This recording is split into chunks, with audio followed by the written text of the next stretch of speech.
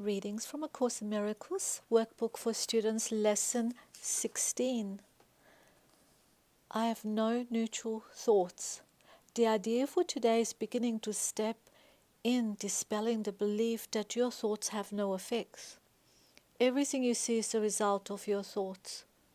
There is no exception to this fact. Thoughts are not big or little, powerful or weak. They are merely true or false.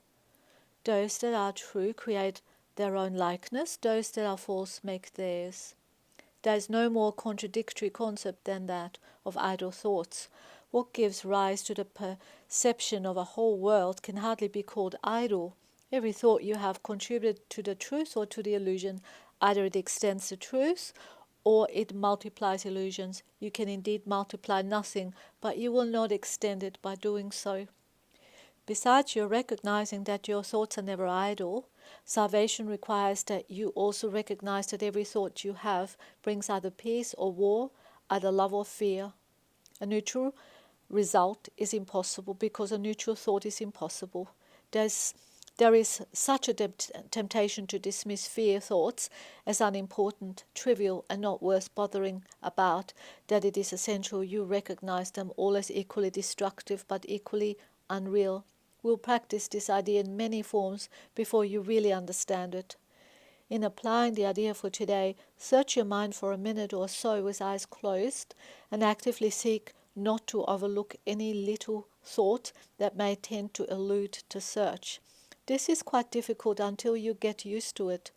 You'll find that it is still hard for you not to make artificial distinctions. Every thought that occurs to you, regardless of the qualities that you assign to it, is a suitable subject for applying today's idea.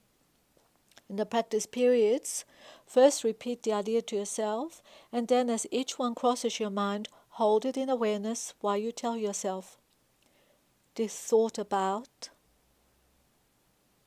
is not a neutral thought. That thought about is not a neutral thought."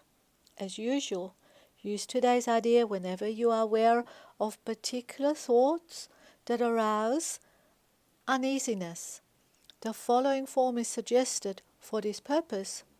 This thought about is not a neutral thought because I have no neutral thoughts.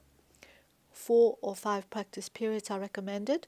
If you find them relatively effortless, if strain is experienced, 3 will be enough. The length of the exercise period should also be reduced if there is discomfort.